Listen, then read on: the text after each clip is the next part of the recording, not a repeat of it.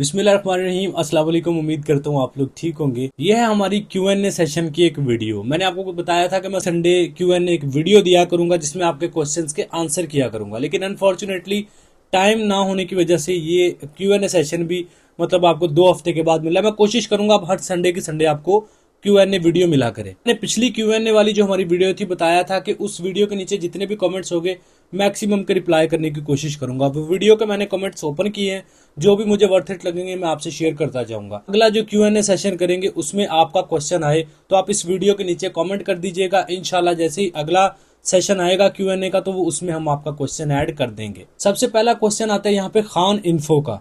ये कहते हैं जी ब्रो, मलेशिया से इटली और कनाडा और पुर्तगाल वर्क वीजा कैसे मिलेगा, क्या काम करना चाहिए, थोड़ा इन्फॉर्मेशन बताइएगा। मलेशिया से इटली कनाडा किसी भी कंट्री में जाना है, आपको एक तरीकाकार होता है। आपको उस कंट्री में अपना बैंक अकाउंट ओपन करना होता है, स्टेटमेंट बनानी होती है, सारे डॉक्यूमेंट्स अटैच करके फिर आप किसी भी कंट्री का वीजा अप्लाई कर सकते हैं। अब ऐसा मुमकिन नहीं है कि ये आपके पास मलेशिया का वीजा है तो आपको इजीली वीजा मिल जाएगा, ऐसा कुछ भी नहीं। आपका स्टेटस अच्छा रहता है, लेकिन ये है कि इन कंट्रीज का वीजा लेने के लिए आप किसी भी कंट्री में, थर्ड कंट्री में बैठे हैं, पाकिस्तान से बाहर है किसी भी कंट्री में, वहां से प्रॉपर डॉक्यूमेंट्स आपके लगेंगे और उस कंट्री का जो लीगल आपका रेजिडेंस है वो साथ अटैच करके बैंक स्टेटमेंट लगेगी। फर्दर जो भी डॉक्यूमेंट्स आप पाकिस्तान से लगते हैं वही आपके वहां से भी लगेंगे। बस ये है कि चांसेस आपके वहां से ज्यादा होंगे क्योंकि वो आप ऑलरेडी किसी डेवलप कंट्री में बैठे होंगे। और विजिट वीजा पर जाके जॉब करना, वर्क परमिट लेना ये बहुत इजी होता है। 80% कंट्रीज आपको अपॉर्चुनिटी देते हैं कि आप विजिट वीजा को वर्क वीजा में कन्वर्ट कर सकते हैं। दूसरा यहाँ पे क्वेश्चन आता है फिराज के नाम से है। अस्सलाम वालेकुम। वालेकुम सलाम भाईजान, मेरा नाम फराज है, मैं अजरबैजान विजिट करना चाहता हूँ। कोई वहाँ पे ताल्लुक नहीं है तो मैं किस तरह वहाँ पे मतलब जॉब वगैरह कर सकता हूँ वर्क परमिट लेके। देखिए अजरबैजान में ना इस वक्त जॉब्स बहुत ज्यादा ओपन है कंस्ट्रक्शन को लेके। अजरबैजान का ना वर्क परमिट का कोई सीन नहीं है। हाँ कोई ब्रांड है जैसे KFC, मैकडोनल्ड्स, इस तरह के बड़े ब्रांड वो आपको कहीं ना कहीं वर्क परमिट निकलवा के दे सकते हैं। लेकिन अगर आप सोचें कि आप किसी भी मेसन है, प्लम्बर है, इस तरह की कैटेगरी के लिए वर्क परमिट ले लेंगे तो नहीं मिलता। हाँ TRC आप है, TRC के ऊपर लोग काम करते हैं, लेकिन TRC भी रिजेक्ट भी हो सकती है, मिल भी सकती है, सेम लाइक एज तुर्की। लेकिन अजरबैजान में इस वक्त लोग मैक्सिमम लोग क्या कर रहे हैं, वो विजिट वीजा पे वहां पे जाते हैं। काराबाग का जो इनका एरिया है वो जो आर्मीनिया से इन्होंने लिया है वहां पे वो डेवलपमेंट कर रहे हैं अजरबैजान। तो वहां पे बिल्डिंग्स भी बन रही है, कंस्ट्रक्शन से रिलेटेड जितनी भी जॉब्स है ना वहां पे अवेलेबल है। आप विजिट पे जाते हैं, वहां पे जाके इलीगल हो जाते हैं, उस एरिया में जाके आप काम करते हैं और जितनी देर के लिए, साल 2 साल 3 साल, जितनी देर के लिए भी आपने काम करना है आप काम करते हैं और फिर बाद में वापस डिपोर्ट वो आपको कर देते हैं। ठीक है, बेसिकली आप इलीगल वहां पे काम करते हैं। सैलरीज मतलब मैंने कुछ वीडियोस देखे उनके बिहाफ पे बात कर रहा हूँ। सैलरीज जो है वो 400-500 यूरोज मिल जाती है। कुछ कंपनीज खाना फ्री देती हैं, आपको रहाइश का कहती हैं कि खुद करे, कुछ रहाइश फ्री देती है, कहती है खाना खुद करे। इस तरह की सिचुएशन है। तो अजरबैजान देखें यार, अगर तो आप रिस्क ले सकते हैं ना, मतलब देखें विजिट वीजा पे खर्चा आएगा, टिकट पे आएगा, रहना खाना वहां पे, ये सारा अगर तो अफोर्ड कर सकते हैं। अगर आप ये सोचते हैं कि यार चलो मैं चला जाता हूँ, ना कुछ बना तो मैं वापस आ जाऊंगा, चलो विजिट तो हो जाएगा, अगर ये सोच है तो चले जाएं, रिस्क ले लें। अगर ये सोचते हैं कि नहीं यार मुझे रिस्क नहीं लेना, मेरे पास जमा पूंजी है, फिर उसको किसी अच्छी जगह पे इन्वेस्ट कर ले, लाइक दुबई, मलेशिया वगैरह। अच्छा, इसके अलावा नसीर जान का अगला क्वेश्चन है, वो कहते हैं अजरबैजान जाने के लिए क्या डॉक्यूमेंट्स चाहिए होंगे। अजरबैजान के लिए सिर्फ आपको विजिट वीजा के लिए सिर्फ आपका पासपोर्ट चाहिए होता है। ये 1 से 1.5 हफ्ते के अंदर आपको वीजा मिल जाता है, सिर्फ पासपोर्ट और कुछ भी नहीं चाहिए। अगला क्वेश्चन है साबिर हनीफ का। ये कहते हैं डियर ब्रदर, मैंने कनाडा इन्विटेशन पे अप्लाई किया है, अब 17 मंथ्स हो चुके हैं लेकिन अभी तक रिप्लाई नहीं आया। देखिए यार, इनविटेशन में हमेशा कहता हूँ USA और कनाडा ये 2 ऐसे कंट्रीज हैं, आप कभी भी इनविटेशन बेस्ड वीजा अप्लाई ना करें। हाँ, अगर कोई बहुत ज्यादा स्ट्रॉन्ग प्रोफाइल है, कोई बहुत ज्यादा स्ट्रॉन्ग कंपनी आपको वहां से इनवाइट कर रही है ना, फिर आप डेफिनेटली लगाएं। लेकिन अगर किसी फैमिली मेंबर के बिहाफ पे आप इनविटेशन पे जाना चाह रहे हैं ना, तो ना करें अप्लाई। एक तो डिले बहुत ज्यादा होता है, ये भाई बता रहे 17 मंथ हो चुके हैं, रिप्लाई नहीं, और दूसरा रिजेक्ट ही करते हैं ये मोस्टली। तो आप इन्विटेशन के बगैर कोशिश किया करें कि वीजा अप्लाई करें USA Canada, special in 2 countries का। कोई कंपनी आपको ऑफर कर रही है आपकी रेलेवेंट फील्ड से रिलेटेड, आपके पास उसके लिए एक्सपीरियंस और एजुकेशनल डॉक्यूमेंट्स भी उस इनविटेशन के बेस पे आपके पास है, तो फिर आप डेफिनेटली इनविटेशन जरूर लगाएं। नेक्स्ट क्वेश्चन है जी, ये इनका नाम अजीब सा है, VJGIG इस तरह का। पोलैंड लेटर कहाँ से चेक करने, पोलैंड लेटर चेक करने का तरीका। कनाडा, यूरोप, किसी भी कंट्री का वीजा जो आपने चेक करना होता है ना वर्क परमिट, उसके 3 तरीके होते हैं। पहला तरीका ये है कि आप एम्बेसी को डायरेक्ट फॉरवर्ड करें ईमेल पे कि भाई मुझे वेरीफाई कर दे। एम्बेसी की ईमेल आपको गूगल पे मिल जाती है। दूसरा तरीका ये होता है कि आप जिस कंपनी ने आपको ऑफर लेटर भेजा ना, वेबसाइट गूगल पे वो उस कंपनी का नाम लिखे, उस कंपनी की वेबसाइट आ जाएगी, उस कंपनी की वेबसाइट से उनका ईमेल निकाल ले और उस कंपनी को ईमेल करें कि यार ये ऑफर लेटर या वर्क परमिट आपने मुझे भेजा है, तो वो कंपनी आपको वेरीफाई कर देती है कि हमने भेजा है कि नहीं। दूसरा तरीका चेक कर लें क्या वो कंपनी ओरिजिनल है कि नहीं। वो किस तरह के आप देखें कितनी देर से वो कंपनी काम कर रही है, कितने एम्प्लॉय हैं, रजिस्टर्ड है कि नहीं रजिस्टर्ड, और बहुत सारी इन्फॉर्मेशन उनकी वेबसाइट पे अवेलेबल होती है। सवाल है जी अरसलान तारिक का, ये कहते हैं भाई ट्रैवल हिस्ट्री में दुबई, अजरबैजान, सऊदीया, मलेशिया, थाईलैंड, सिंगापुर, कंबोडिया और श्रीलंका है। बिजनेस करता हूँ, स्टेटमेंट भी मेरी मैनेज है लास्ट 2 ईयर्स की, फाइलर हूँ, 2 ईयर टैक्स रिटर्न भी है, चैम्बर का भी मेंबर हूँ। अब क्या मुझे एडवाइस देंगे? तो एडवाइस आपके लिए यही है कि आप आराम से न्यूजीलैंड का वीज़ा अप्लाई कर लें। ट्रैवल हिस्ट्री आपकी मेंटेन है या फिर आपके सोर्स ऑफ इनकम के डॉक्यूमेंट्स प्रॉपर मेंटेन है, आप फाइलर हैं, आपकी स्टेटमेंट अच्छी है। न्यूजीलैंड एंड कनाडा ये 2 कंट्रीज हैं। इसके अलावा यूरोपियन कंट्रीज को तो फिलहाल मैं प्रेफर नहीं कर रहा। यूरोपियन कंट्रीज में फ्रांस है, अगर फैमिली विजिट वीजा अप्लाई करना है फ्रांस का कर ले, अदरवाइज कनाडा, न्यूजीलैंड ये 2 कंट्रीज है, इनका आप विजिट वीजा अप्लाई कर सकते हैं। अब अभी दीगर कंट्रीज है जो बहुत ज्यादा आपके लिए हेल्पफुल रहेंगे, जैसे जापान है और हांगकांग आप अप्लाई कर लें। इस तरह इनकी भी ट्रैवल हिस्ट्री कहीं ना कहीं बहुत अच्छी। साउथ कोरिया का आप अप्लाई कर सकते हैं, इनकी ट्रैवल हिस्ट्री भी अच्छी है और यहाँ पे जॉब्स अपॉर्चुनिटीज भी आपको देखने को मिल जाती है। सवाल है जी हुस लिखा हुआ है, सिंपल क्वेश्चन, कौन सा यूरोप का कंट्री है जिधर जाना काफी सस्ता है और आसान है? मतलब तो कोई भी यूरोप का कंट्री नहीं है। हाँ ऐसे कंट्री जो कि शेंजन नहीं है, जैसे रोमानिया है, बुल्गारिया है, इसके अलावा सर्बिया है, अल्बानिया है, ये वो कंट्रीज हैं जिनका वीज़ा रेशो अच्छा रहता है। मतलब अगर आप प्रॉपर डॉक्यूमेंट्स दें तो ये वीज़ा आपको दे देते हैं, लेकिन इनमें से मोस्टली कंट्रीज इनविटेशन आपसे मांगते हैं। तो आप गूगल पे जाएं, इनविटेशन किसी भी टूरिस्ट कंपनी से वहाँ से इनविटेशन मंगवाएं, वीज़ा अप्लाई करें, वीज़ा मोस्टली मिल जाता है। जो नॉन शेंजन कंट्रीज हैं, शेंजन कंट्री कोई भी ऐसा नहीं है जिसका वीज़ा सस्ता भी और बड़ी आसानी से मिल जाए। अगला क्वेश्चन है यार, ये बंदे का पता नहीं क्या इसने लिखा हुआ है, सनू इस तरह का, मेरे पासपोर्ट पे 3 वीज़े लगे हुए हैं और 2 बार मैं मलेशिया काम करने गया था और 1 बार सऊदी अरब, तो मेहरबानी होगी जवाब दे दो। यार देखें, मुझसे ये पूछना कि मेरे पासपोर्ट पे ये वीज़े लगे हैं, मेरी ये प्रोफाइल है, मुझे आप सजेस्ट करें, ऐसा नहीं होता। आपने खुद देखना होता है कि आप किस कंट्री को टारगेट कर रहे हैं। अगर आप कनाडा को कर रहे हैं उसके अकॉर्डिंग अपनी प्रोफाइल को मेंटेन करना शुरू करें। आप यूरोप को करना चाहते हैं उसके हिसाब से अपनी प्रोफाइल मेंटेन करना शुरू करें। कभी भी ये ना कहें कि यार अगला बंदा जिस कंट्री का कहेगा मैं उसमें चला जाऊंगा।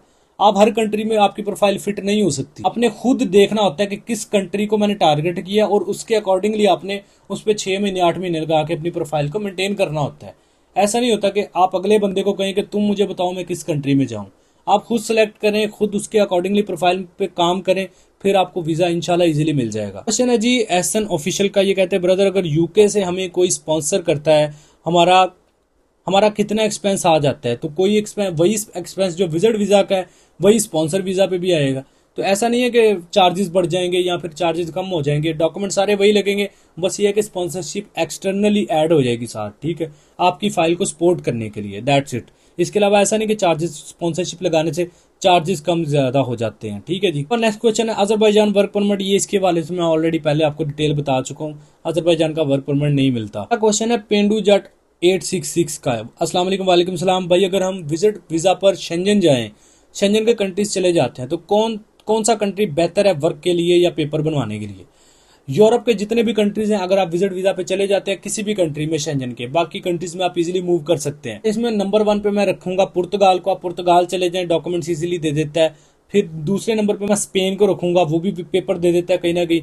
इटली को मैं रखूंगा, वो भी आपको पेपर कहीं ना कहीं दे देता है। तो ये 2-3 कंट्रीज हैं जो इजीली पेपर तक आपकी एक्सेस चली जाती है। बाकी भी कंट्रीज कुछ ना है जहाँ पे मतलब ऑप्शंस होते हैं, लेकिन ये है कि यार किसी भी कंट्री में चले जाओ ना, आप विजिट पे चले गए लीगल होने के लिए हर कंट्री में। ऐसा नहीं है कि मतलब पाकिस्तान या हर कंट्री में आप पैसा लगाएं और सब कुछ हो जाता है, ठीक है। लेकिन अगर आप कम पैसों में इजीली देखें कि पेपर कौन देता है, तो वो पुर्तगाल और इटली, ये 2 कंट्रीज हैं जो कहीं ना कहीं आपको इजीली पेपर दे देते हैं। स्पेशली इटली सीजनल जो होता है ना, उनका मंथ होते हैं, उनमें बड़ी आसानी से वीज़ा दे देता है। पिछले दिनों इटली ने जो इलीगल इमिग्रेंट्स थे ना, उनको लीगल किया था अपने सीजनल टाइम के लिए। अगला क्वेश्चन है भाई अपनी ऑफिस की लोकेशन बता दें। यार देखें, हमारी सारी सर्विसेज कोई भी ऑनलाइन है, किसी किस्म का मैं कोई ट्रैवल एजेंट या ट्रैवल अपना कोई टूरिज्म कंपनी नहीं मैं कोई चला रहा, मैं जस्ट एक ट्रैवल एडवाइजर हूँ जो कोशिश करता हूँ आपका कोई भी काम है उसको लीगली सस्ते पैसों में करने के लिए, मतलब आप अपना खुद प्रोसेस कर सके बगैर किसी एजेंट या कंसल्टेंट के, मैं ये कोशिश करता हूँ कि वो सर्विसेज आपको दूं जो एक ऑनलाइन कोई भी बंदा खुद भी कर सकता है, अगर वो नहीं कर सकता वो हमसे भी करवा सकते हैं। तो ऑनलाइन जो भी सर्विसेज होती है वो हम प्रोवाइड करते हैं। अगला क्वेश्चन है हाफिज इब्रार हुसैन का 4467। ये कहते हैं जी भाई, जो यूएसए का विजिट वीज़ा है DS-160 फॉर्म, उसके लिए क्या ट्रैवल हिस्ट्री और बैंक स्टेटमेंट ज़रूरी है? बैंक स्टेटमेंट ज़रूरी है तो कितनी होनी चाहिए? देखें, यूएसए जो है ना वो सिर्फ आपको कहता है DS-160 फॉर्म दे, कोई बैंक स्टेटमेंट, कोई FRC, कोई बिजनेस के डॉक्यूमेंट्स, कोई इस तरह की कोई डॉक्यूमेंट वगैरह कोई नहीं मांगता। ये जस्ट आपसे DS-160 फॉर्म जो है ना, उसमें आपकी पर्सनल डिटेल, आप क्या करते हैं, जॉब करते हैं, बिजनेस करते हैं, इस तरह की आपकी सारी डिटेल उस फॉर्म में ये आपसे ले लेते हैं। डॉक्यूमेंट आपसे कोई नहीं मांगते। ये आप उस फॉर्म के जरिए, इनके पास नादरा की भी आपकी कहीं ना कहीं एक्सेस होती है, FBR से रिलेटेड भी इनके पास एक्सेस होती है, तो यूएस खुद ही सारा आपका डाटा निकाल लेता है। इवन कि आपकी लोकेशंस भी ये ट्रेस कर लेते हैं कि आप इस मंथ में कहाँ कहाँ गए हैं, ठीक है। तो यूएस का वीज़ा अप्लाई करने के लिए जस्ट DS-160 फॉर्म आपको फिलअप करके सबमिट करना होता है, अपॉइंटमेंट स्लॉट लेनी होती है, इंटरव्यू देना और वीज़ा क्लियर। मतलब इसके लिए आपको स्टेटमेंट और दूसरे डॉक्यूमेंट्स लगाने की ज़रूरत नहीं होती, ना DS-160 फॉर्म के साथ, ना ही वो आपसे एम्बेसी में मांगते हैं। लेकिन ये है कि एडिशनली अगर आप लेके जाना चाहें तो आप लेके जा सकते हैं। इसमें ज़रूरी नहीं है मतलब कि आपके पास ये डॉक्यूमेंट्स होंगे तो वीज़ा अप्लाई होगा, ठीक है। इनके बगैर वीज़ा अप्लाई हो जाता है। सवाल है मोहम्मद अफजाल 8340 का। ये कहते हैं मेरा सवाल ये है कि सालाना कितनी इनकम शो करनी चाहिए और इस इनकम पर टैक्स कितना होना। देखें, ये मतलब बेसिकली पूछना चाह रहे हैं कितनी इनकम हमें वीज़ा के लिए शो करनी चाहिए, उसके ऊपर कितना टैक्स हमें देना चाहिए। तो देखें, डिपेंड्स ऑन यू कि आप किस कंट्री को टारगेट कर रहे हैं। फॉर एग्जांपल कोई बंदा अगर तुर्की को टारगेट कर रहा है ना, तो उसकी मंथली जो इनकम है ना वो कम से कम कोई 70-80 हज़ार रुपया तो होनी चाहिए। इतनी तो कम से कम होनी चाहिए। और जो उसके एसेट्स हैं वो तो आपके डेफिनेटली डिक्लेयर आपने खुद करने होते हैं टैक्स रिटर्न में। और जो उसके ऊपर टैक्स बनता है ना वो मतलब देख लें, जो भी आपकी टोटल इनकम आती है ना, एम्बेसी कभी भी ये नहीं कहती इतना टैक्स आपने देना तो फिर हम आपको वीज़ा देंगे। वो देखते हैं कि आप कितना साल का कमा रहे हैं और उसमें से कितना टैक्स बनता है जो आप पे कर रहे हैं। तो अगर आप कनाडा, यूरोप वगैरह का अप्लाई करना चाहते हैं तो आपकी सैलरी 1 लाख प्लस होनी चाहिए, कुछ 1.5 लाख के अराउंड होना, 1.5-2 लाख के अराउंड होनी चाहिए। उसके हिसाब से आप अपनी टैक्स रिटर्न्स बनाएं, अपने एसेट शो करें, अपनी इनकम शो करें। उस इनकम के ऊपर जितना टैक्स आता है वो आप एडजस्ट करवाएं या फिर उसको पे करें, जैसे भी है वो आप अपने लॉयर से मशवरा कर सकते हैं, ठीक है। अगला सवाल है जी, अजरबैजान के लिए कितनी बैंक स्टेटमेंट जरूरी होती है? कोई, मैंने आपको पहले बताया, अजरबैजान का वीज़ा लेने के लिए विजिट वीज़ा 1 महीने का लेना है, सिर्फ पासपोर्ट, उसके अलावा कुछ भी नहीं चाहिए होता।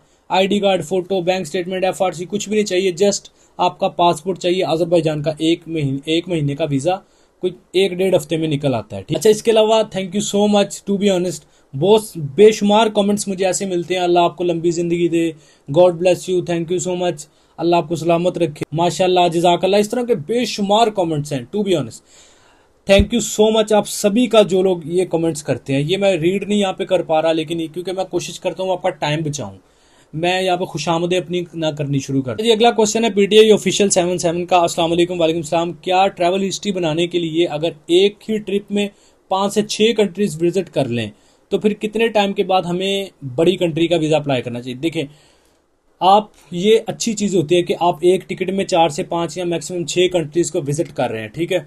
लेकिन इसको ये भी आपको चाहिए कि आप अगर एक टिकट में जाके 5-6 कंट्रीज विजिट कर रहे हैं तो आप किसी और भी एरिया को टारगेट करें। फॉर एग्जांपल, आप यहाँ से गए ये सेंट्रल एशिया की तरफ, आपने ताजिकिस्तान, किर्गिस्तान, उज़्बेकिस्तान, कजाकिस्तान, ये जो 4-5 कंट्रीज हैं ये आपने विजिट किए, अच्छी चीज़ है। अब आप कोशिश करें अजरबैजान, तुर्की ये ट्रैवल कर लें, या फिर आप मलेशिया, थाईलैंड, सिंगापुर, कंबोडिया इधर का ट्रैवल कर लें। मतलब दो लोकेशंस, 2 डिफरेंट एरियाज में आप ट्रैवल कर लें तो ये एक बहुत ही प्लस पॉइंट होता है। फिर आप बेशक किसी भी बड़ी कंट्री का वीज़ा अप्लाई कर ले, इंशाल्लाह मिल जाएगा। वैसे अगर आपकी 5-6 कंट्रीज़ की वैसे भी ट्रैवल हिस्ट्री है ना, चाहे किसी भी कंट्री में आपने स्पेंड किए हैं, किसी भी साइड में, चाहे एक टिकट में 5-6 कंट्रीज ट्रैवल किए हैं, तो कोई मसला नहीं है, आप बड़ी कंट्री का कर सकते हैं। आप ट्रैवलर होने चाहिए, आपने अपने आप को ट्रैवलर शो करना है। 5-6 कंट्रीज में पैसा लगा रहे हैं, टिकट के पैसे भर के जा रहे हैं, खाना पीना, रहना, वहाँ पे घूमना फिरना, पैसा स्पेंड कर रहे हैं, it's mean you are traveller. तो आप किसी भी कंट्री का विजिट वीज़ा अप्लाई कर सकते हैं। लेकिन ये मैंने एक्स्ट्रा सजेशन दी है कि अगर आप एक एरिया कवर करें तो कोशिश करें दूसरे साइड के भी कुछ कंट्रीज कवर कर लें, तो ज़्यादा प्लस पॉइंट है। अगर नहीं कर सकते तो कोई इशू नहीं है, आपने 5-6 कंट्रीज एक टिकट में ट्रैवल किए हैं तो आप किसी बड़े कंट्री का अप्लाई कर लें, नो इशू। शाम अहमद यहाँ पे पूछते हैं 6380, ये पूछते हैं अगर कोई प्रॉपर्टी सेल करके अमाउंट बैंक में रखवाए, मतलब ये कि कोई प्रॉपर्टी सेल करके वहां पे रखवाए तो फिर 8 मिलियन तक मतलब कर ले, तो वो कैसे अपनी स्टेटमेंट में जस्टिफाई करे। तो आपको क्या करना चाहिए, आप कोई भी इकट्ठी इनकम अपने अकाउंट में रखते हैं ना, फॉर एग्जांपल 10 लाख, 20 लाख, 50 लाख, आप कवर लेटर में जब कवर लेटर लिखते हैं ना रिक्वेस्ट लेटर एप्लीकेशन के लिए, उसमें आप लिख दें कि भाई जस्टिफिकेशन उसकी दें कि वो पैसा इकट्ठा आया, मैंने कोई चीज़ बेची या मैंने ये किया, फिर जो चीज़ बेची है उसका कोई प्रूफ भी शेयर करें, कोई मतलब स्लिप शेयर कर दें, रिसिप्ट शेयर कर दें, या फिर वो जो उसकी जो रजिस्ट्री वगैरह है वो शेयर कर दें, कोई चीज़ गाड़ी के पेपर हैं वो शो कर दें कि मैंने ये सेल की है, ठीक है, इस तरह की चीज़। तो मतलब कवर लेटर में जस्टिफिकेशन आपने देनी होती है। हनी खान 19 कहते हैं सर मुझे आपसे डॉक्यूमेंट्स बनवाने, पर स्क्रीन पे चल रहा है, आप यहाँ पे जस्ट व्हाट्सएप पे आपने मैसेज करना है और वेट करना है यार, कॉल नहीं करनी ना व्हाट्सएप पे ना नंबर पे, कुछ भी ऐसा नहीं, जस्ट अपना मैसेज करें और वेट करें। कॉल वगैरह करेंगे मे बी आपको ब्लॉक कर दिया जाए या इस तरह का आपको इशू फेस करना पड़े, जस्ट अपना मैसेज करें, जो भी आपको इन्फॉर्मेशन चाहिए 2 से 3 दिन का वेट कर ले, हमें लग सकते हैं आपको रिप्लाई करने में। तो जहां तक भी मुमकिन हुआ आपको हेल्प की जाएगी आपकी। इसके अलावा एक और चीज मैंने यहाँ पे मेंशन करनी थी, कोई भी इन्फॉर्मेशन या अपने डॉक्यूमेंट्स चेक करवाने हैं, कुछ पूछना है, तो विदाउट चार्जेस हम आपकी असेसमेंट करते हैं। हमारे कोई चार्जेस नहीं है असेसमेंट करने के, सर्विस लेनी है उसके चार्जेस है, असेसमेंट करवानी है उसके कोई चार्जेस नहीं है। सो लिहाजा कोई भी डॉक्यूमेंट अपनी आपने सबमिट करने हैं, फाइल सबमिट करनी है, पहले हमसे चेक करवा सकते हैं ताकि हम आपको बता सकें कि ये गलती है या ये नहीं है, ठीक है। ये विदाउट चार्जेस हम आपको करके देंगे। एक भाई ने पूछा मेरी क्वालिफिकेशन बैचलर ऑफ कॉमर्स है। देखें यार, आपकी एजुकेशन कोई भी है ना, उसके रेलिवेंट आपके पास एक्सपीरियंस है ना, तो फिर वर्थ इट। इन करें एम्प्लॉयर्स ऐसे ऐसे बंदों को हायर करते हैं जिनकी एजुकेशन जीरो होती है लेकिन उनके पास एक्सपीरियंस होता है, वर्थ इट। क्योंकि एम्प्लॉयर ने कभी भी आपके एजुकेशन डॉक्यूमेंट्स को अपने ऑफिस में नहीं लटकाना, उसने आपसे काम लेना है, उसके पैसे देने हैं। तो एक्सपीरियंस मस्ट है किसी भी फील्ड में, एजुकेशन ना भी हो एक्सपीरियंस हो तो वर्थ इट है। अच्छा, एक भाई कहते हैं जी अजरबैजान में कोई जॉब नहीं है, विजिट वीज़ा पे जाके होके आए हूँ, स्कैम ही है। देखो यार, मैंने आपको पहले बताया लीगली कोई भी स्टेटस वहाँ पे आप अवेल नहीं कर सकते, आपको इलीगल होना पड़ता है। इलीगल होके काराबाग वाले एरिया में जाओ, वहाँ पे काम करो, जितनी देर के लिए करना, बाद में डिपोर्ट आप हो जाते हैं, 4-5 साल का बैन लग जाता है। ये तरीकाकार चल रहा है, लेकिन मैं आपको सजेस्ट नहीं कर रहा। देखो, अगर आप रिस्क नहीं लेना चाहते फिर मलेशिया दुबई है उनकी तरफ देख लो। अच्छा, इसके अलावा नेक्स्ट क्वेश्चन है हंगर बाउंस, इस तरह का कुछ है। वो कहते हैं जी अस्सलाम वालेकुम। वालेकुम सलाम। न्यूजीलैंड विजिट वीज़ा का रेशो अच्छा है या नहीं फैमिली के लिए, एंड कितनी बैंक स्टेटमेंट देखें। अगर आपने इंडिविजुअली अप्लाई करना है तो आपको 15-20 लाख रुपया बैलेंस हो तो आप कर सकते हैं। इंडिविजुअली अप्लाई करना है 15-20 लाख रुपया हो, क्लोजिंग बैलेंस आपका चल जाता है। फैमिली के साथ करना है तो 25 लाख से ज़्यादा बैलेंस होना चाहिए, फिर वर्थ इट है। मैं रिकमेंड करता हूँ हमेशा कि हमेशा अपना इंडिविजुअल वीज़ा अप्लाई किया करें। इससे एम्बेसी को श्योरिटी मिल जाती है कि आप अपनी फैमिली को, बच्चों को, बीवी को, माँ बाप को, बहन भाइयों को पीछे छोड़ के जा रहे हैं, इट्स मीन आप वापस आएंगे। जब आप फैमिली को भी साथ लेके जा रहे होते हैं तो फिर इमिग्रेशन कहीं ना कहीं सोच लेती है कि बंदा जाके असाइलम ही क्लेम ना करते। तो अभी भाई वीडियो लंबी होती जा रही है, लेकिन ये है कि आपके कोशिश कर रहा हूँ सभी का जवाब दे दूँ, जिनका ना दे पाया माजरत आपका, फिर नेक्स्ट टाइम इंशाल्लाह यहीं से कंटिन्यू कर लेंगे। भाई कहते हैं यहाँ पे भाई प्लीज़ कोई बंदा दे दो जो यूएई में जॉब अरेंज करवा दे। आप ब्यूरो ऑफ इमिग्रेशन की वेबसाइट पे जाएं, गूगल पे, वहाँ पे बेशुमार एजेंसीज है जो आपको वर्क परमिट्स दे रही हैं, ठीक है। भाई पूछते हैं जी मेरे साथ बोस्निया का एक होटल मैनेजर चैट पे बात करता है, ये बेसिकली यही होगा कि वो आपको ऑफर लेटर देना चाह रहा है। कोई भी बंदा है आपको ऑफर लेटर ऑफर करना चाह रहा है वर्क परमिट के लिए, सबसे पहले उसको बोले कि मुझे offer letter plus work permit, ये 2 चीज़ें दे, फिर कोई भी प्रोसेस होगा। किसी किस्म की कोई पेमेंट भी एडवांस ना करें, 1 रुपया भी किसी को एडवांस ना दे। सबसे पहले अगले बंदे से ऑफर लेटर या वर्क परमिट लें, उसको वेरिफिकेशन करें, फिर जो भी पेमेंट करनी है करें, अगर आप वीज़ा प्रोसेस किसी के साथ कर रहे हैं। तो कुछ लोग हमसे ऑनलाइन जॉब्स अप्लाई करवाने के लिए कहते हैं आपने खुद ही तो कहा था कि पहले काम करवाएं फिर पैसे। तो ये मैं कह रहा हूँ वर्क वीज़ा का अगर प्रोसेस कर रहे हैं, वीज़ा ले रहे हैं किसी से, तो आपने पहले वर्क परमिट लेके फिर ये सारा वेरीफाई करके फिर पेमेंट करनी होती है जब आप वर्क परमिट खरीद रहे होते हैं वीज़ा। वीडियो लंबी होने के लिए माजरत, लेकिन मैंने जितने भी मैक्सिमम इस वीडियो से जितने भी कमेंट्स निकले थे मैंने सबका रिप्लाई किया, सिवाय उनके जो कहते हैं जी मैंने ये किया, मुझे बताएं मैं क्या करूं या मुझे करना चाहिए कि नहीं। इन क्वेश्चंस का भाई मैं आंसर नहीं कर सकता, क्योंकि ये आप खुद अपने आप को देखते हैं कि मैंने किस कंट्री में जाना है, किसको टारगेट किया, किसके अकॉर्डिंग मैं प्रोफाइल बना रहा हूँ। तो उम्मीद है जी ये वीडियो आपके लिए हेल्पफुल रही है। ये इंशाल्लाह Q&A की हमारी दूसरी वीडियो थी। जो पिछली Q&A वाली वीडियो थी उसके नीचे जितने कमेंट्स थे सभी का मैंने रिप्लाई किया। जो इस वीडियो के नीचे कमेंट्स आप करेंगे उसका रिप्लाई मैं नेक्स्ट Q&A वीडियो में करूंगा। आई होप सो ये वीडियो आपके लिए हेल्पफुल रहेगी। वीडियो पसंद आई है या फिर कुछ नया सीखने को मिला हो तो आप लाइक करें, चैनल पर पहली दफ़ा एवरी यूट्यूब चैनल को सब्सक्राइब करें, बेल आइकन प्रेस करें। अपना बहुत सारा ख्याल रखें, मिलते हैं नेक्स्ट वीडियो में। टेक केयर, अल्लाह हाफिज़।